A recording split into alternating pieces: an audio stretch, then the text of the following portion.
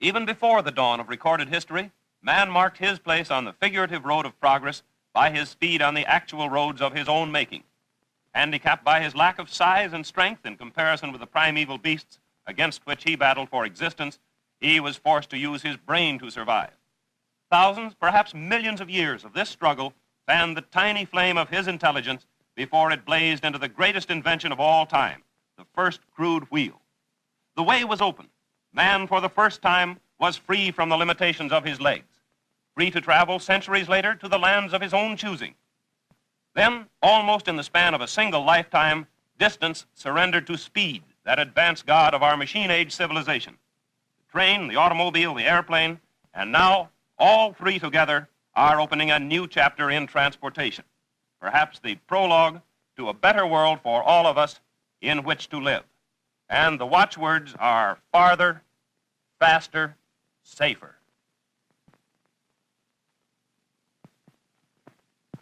No, lady, they didn't deliver this tractor on a truck because it wouldn't run.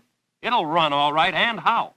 Just to prove that this modern Dobbin can gallop along, Ab Jenkins, world-famed speed demon, fills her up with lubricating oil preparatory to putting the old girl through her paces. So long, Ab. Keep her headed for the barn. The steel steed is off at a mere trot of 40 miles an hour. Now it's 45, 50, 55, 60. Hold on there or she'll run away with you yet. Faster and faster, Ab whips her along. Now it's 65 miles an hour for a new world's record with a tractor. Congratulations, say the mayor and chief of police, who seem to have overlooked the law violation. I'll bet they never saw a farmer go to town as fast as that before. And just to prove that Ab did travel 65 miles an hour, this AAA official checked the run. But Ab has made other official runs at over twice the speed he attained on the tractor. In 1933, he drove a special Pierce Arrow over the salt beds of Utah for 24 hours at an average of 117 miles an hour to establish 66 records. Now he's back again to gain more records. And Ab knows that in a run like this, oil plays an important part. Proper lubrication marks the difference between success and failure. Every moving part must be thoroughly protected by a thin film of oil. Here's Ted Allen, 3A representative. This is the second time that we've been out here with Ab. These record runs. The officials of the American Automobile Association have been here about a week making their preparations. We have the latest type of timing equipment to make everything just the best possible. Ab's been working hard. His mechanics been working hard. Have the car in good shape, and everything looks fine. We expect to do about 130 to 31 miles an hour. If we're successful, that'll give Ab all the American records for the distances that he runs, as well as the international and the world's records. Art Pillsbury, Dean of Racing Timers, who clocked the run. Well, Ab, you're starting on a long journey. I'm sure you'll stand up under it, and I'm sure the car and every other part will stand up under it. Now, we're going to give you a board and keep you posted all the time as you go along. And if you want anything from us, you write us a note, and we'll help you out. Everything is in readiness. Ab is at the starting line, a little nervous, and who wouldn't be?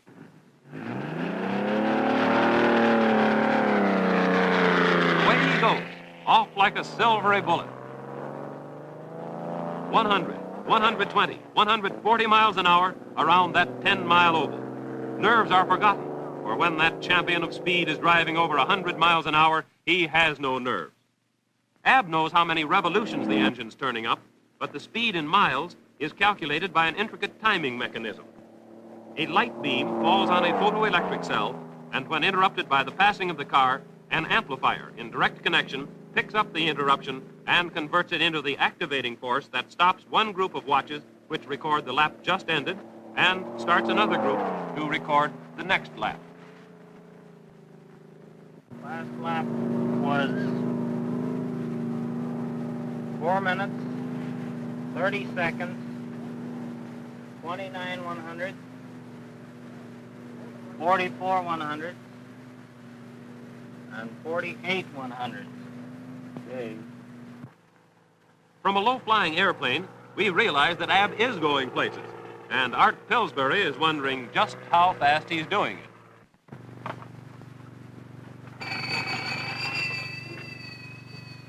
Harold, what's the average from the last lap? 132.9. What's the average up to this point? 132.2. That's fine. Thanks. The first world's record falls. 200 miles at an average of 132 and 2/10 miles an hour. Boy, can this man drive. 200 miles are nothing to him. He seems to be as comfortable as though he were resting in his easy chair. It may be comfortable for him, but it's a little too fast for us.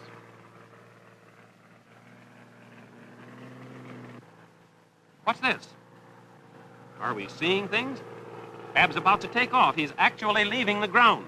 As his car's dissolving in thin air, rising and rising, until now the car's entirely lifted from the course. This motion picture of a mirage is one of the most interesting scenes ever photographed.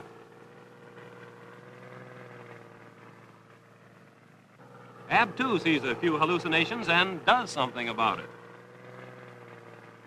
To him, the camp seems to be standing in a pond of water, but even mirages can't make Ab veer from his course. Here's a fellow who seems to think more about the inner man than anything else. Now, for that pinch of salt, right under his feet lies a bed of salt 120 miles long and 70 miles wide, and it's said to be 99% pure, too. There goes another record, 500 miles at 132 and 5/10 miles an hour. Skimming over the salt bed is easy for Ab. The natural ease of this skillful driver enables him to sit at the wheel hour after hour without tiring. Ab never was much of a hand at letter writing, but it looks as if he's taking it up now. Here goes, and somebody hurriedly goes after it. Sure enough, it is a letter, an unsolicited testimonial. If everything holds up as well as the oil, we should worry. On he goes, establishing new records one after another, always turning left around this monotonous course. From the ease with which he drives, one can hardly believe that he's traveling 27 miles an hour faster than the track record at Indianapolis. Look out, he'll run us down. We prefer this view. How's this for service? The car is refueled and inspected in less than 2.5 minutes. Everyone has his job to do, and he does it quickly and well, because all of the time in the pit is counted as running time. Time enough to go nearly 6 miles was lost by even this short stop.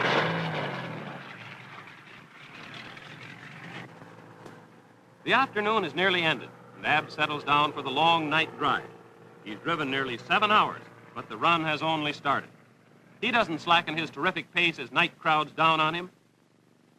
Flares are lighted, and he continues on into the darkness. The roar of the engine is the only sound to break the desert silence.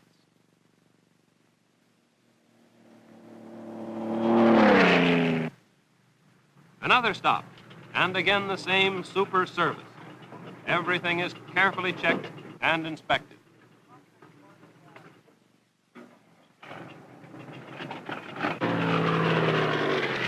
He's off, back on the salt, going farther, faster than any car has ever been driven before. Those flares are 200 feet apart, but the speed almost ties them into a complete circle of light. In the camp, the timers and mechanics never relax one moment during the long night. The roar of the engine and that lone headlight tell them that everything is going smoothly. On the backstretch, the salt is starting to wear into ruts, and a faithful crew goes out to level the course. Ruts don't slow down Ab. He's after new records, and he's going to get them. Here's another. That board is up there nearly every lap now, for record after record is broken during the night. Over the crest of the mountain, the first rays of sunlight slowly appear, and through the cool dawn, Ab speeds along, cheered by his aides in the camp.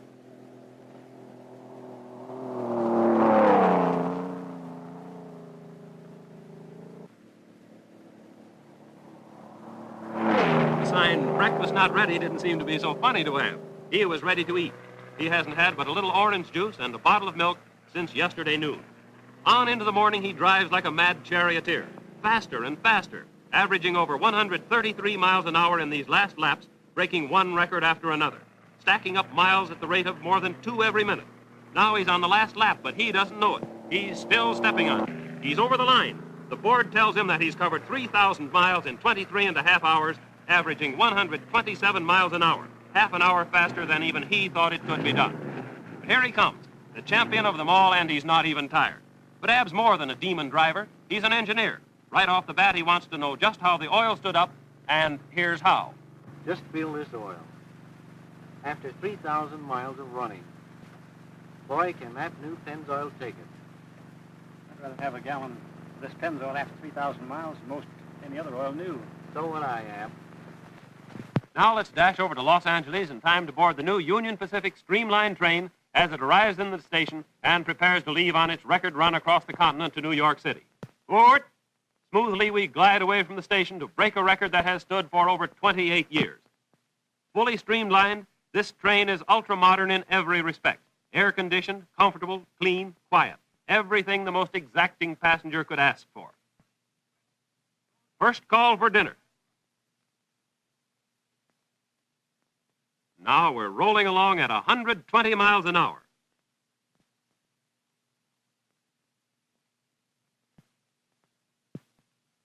Say, what town is, or was that?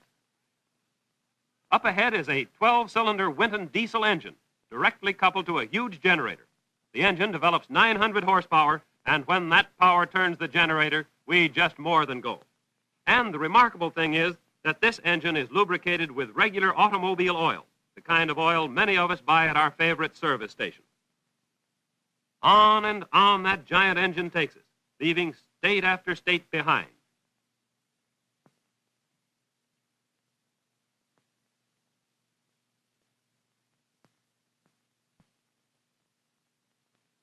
And then, New York, all in 56 hours and 55 minutes.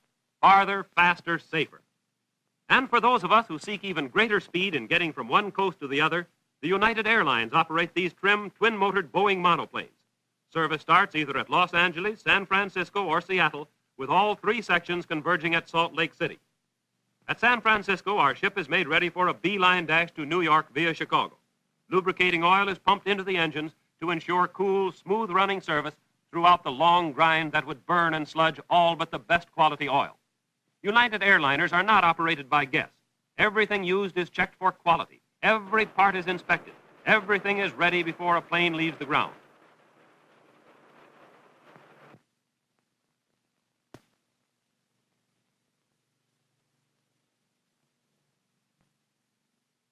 In the pilot's compartment is a full complement of instruments to guide both pilots over the long stretches of mountains, lakes, plains, and cities that make up the United States. Now, everything is set. The flight release has been issued, and the plane taxis to the air station.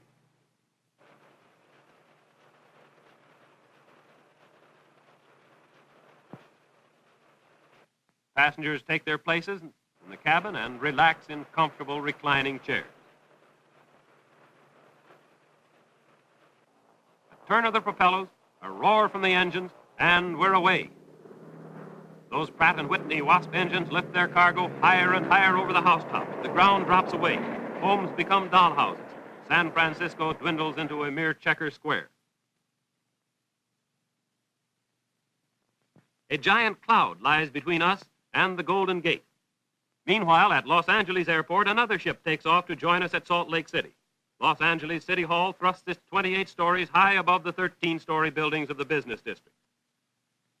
Air travelers from Seattle, Spokane, Tacoma, and Portland fly over the historic Oregon Trail and the beautiful Columbia River Gorge. On we fly, as far in 5 minutes as a covered wagon could go in a day.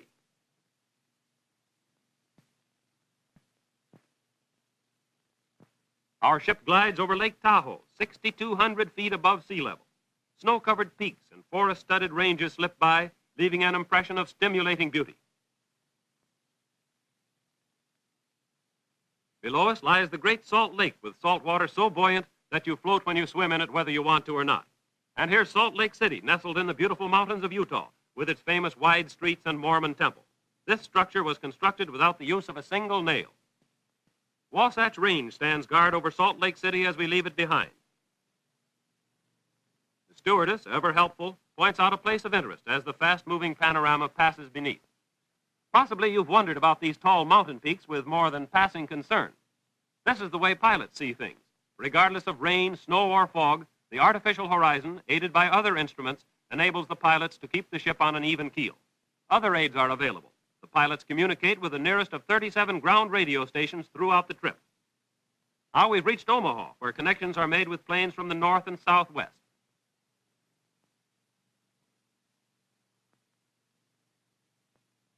Then we fly over the Mississippi, the father of rivers. A boundary line that once separated empires is now but a point in a division over which some pilots have flown their planes 3,000 times. Then Chicago, that teeming mart of trade and terminal for travelers. Here we pause a moment and soon are off again.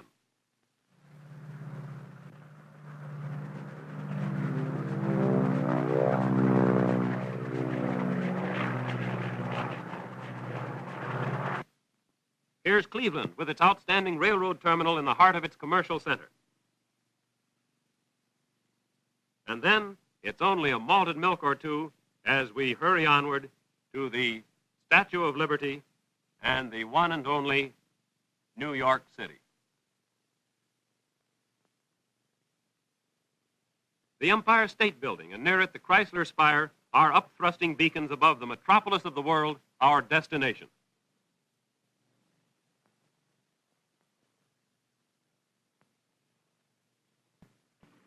We deplane at Newark Airport, a beehive of activity. Passengers are arriving and departing day and night, for this is the hub of a huge network of airlines. Someone's going someplace all of the time and going farther, faster, safer. Nor is the spirit of speed with safety confined to interstate land and air travel. This giant 19-ton, 4-engine, 32-passenger Sikorsky airliner is fueled with high-quality gasoline and lubricating oil for a test flight before being delivered to a large aviation company. Out to sea like a daring mariner of old.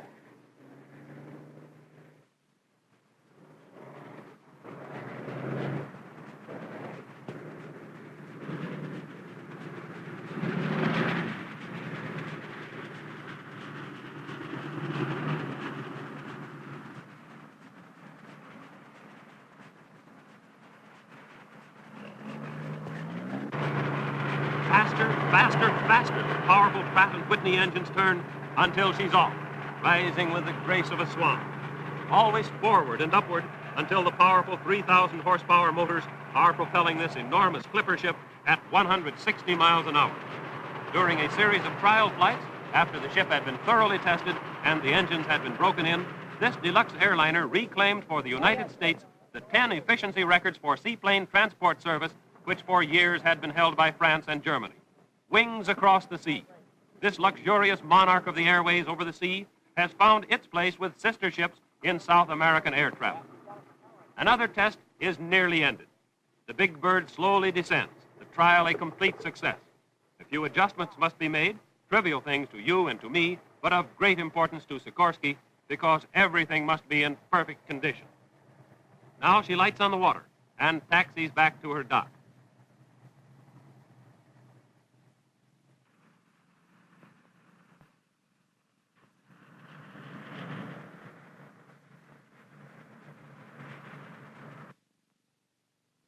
Up the ramp climbs the sturdy ship as proud engineers and mechanics prepare her berth in the hangar. Another record has been made.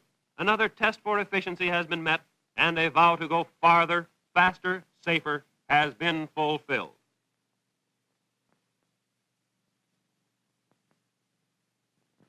Here's another test for aircraft and particularly for lubricants. These giant condors of the Eastern Airlines start from the cold north and land in the warm south, all within a few hours. This ship looks like a big beetle, but it doesn't maneuver like one. A beetle doesn't know much about flying compared to this competitor for the rights of the airways.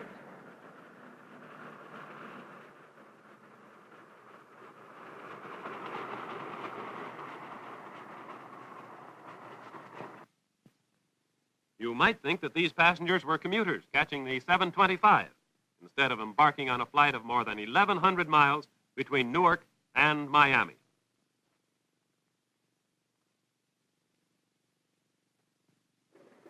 starter's groan, and away we go.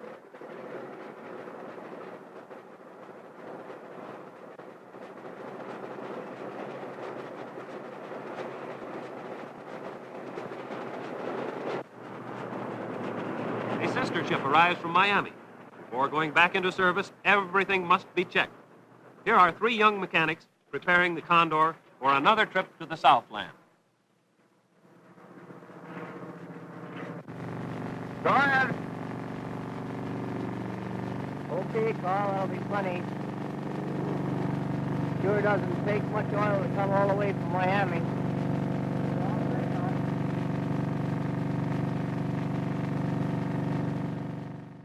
Here's still another record for men, motors, and oil. Eddie Rickenbacker is headed for a record dash to New York from Los Angeles in one of the new Eastern Airlines Douglas transports. We'll have breakfast in Los Angeles, and we hope that we'll have dinner in New York. Are you all set? Lubricating oil is put into the engines, and a last-minute checkup is made. Let's go. A race against time, 2,600 miles to New York, and that's a long way to go for dinner. Over mountains, we're averaging 15,000 feet in the upper air. With Rickenbacker at the controls, we're doing more than 200 miles an hour. New York in 12 hours and 7 minutes. A new record and not too late for dinner. Here's Rickenbacker with another victory for aviation.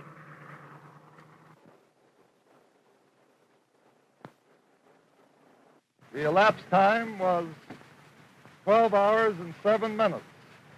And the actual flying time was 11 hours and 55 minutes.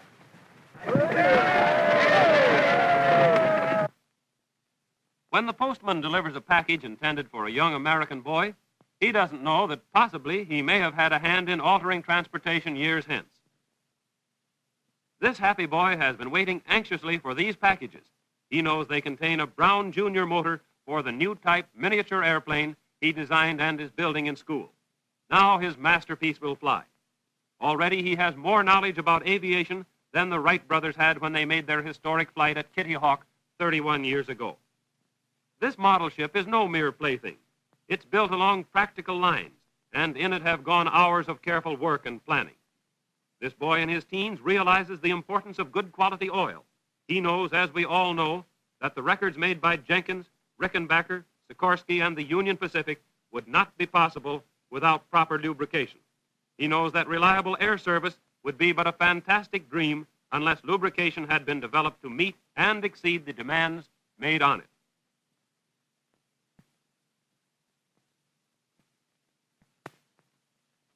Every one of these records was made possible in a measure by proper oil. Had the oil failed, these demonstrations of speed and efficiency could not have been accomplished. One of the most efficient contributions of science to meet this unusual assignment is the new solvent process of refining motor oil. Impurities that heretofore could not be reached are now literally washed out of the oil. By this method, all types of oil can be improved, but even solvent refining does its best job with the best raw material. It's only through the combination of solvent refining and selected Pennsylvania crudes that the best motor oil is obtainable. You've just seen a few of the many rigid tests given solvent-processed new Pennzoil before being offered the public. In tests with automobiles, it was found that even those driven unusually long between oil changes were completely free from sludge on valves and pistons, power was protected, there was a gasoline saving up to 12%, and a saving of motor oil up to 50%. A 50-year-old pioneer, the largest producer, refiner, and marketer operating exclusively on a 100% pure Pennsylvania crude oil, has made even better what motorists in every state in the Union already called the best motor oil in the world. New Pennzoil means economy because it postpones oil changing many miles. It means speed because it's free from sludge-making adulterants. It means protection to the engine because it places a film of oil between moving parts. In other words, new Pennzoil is ready to go farther, faster, safer.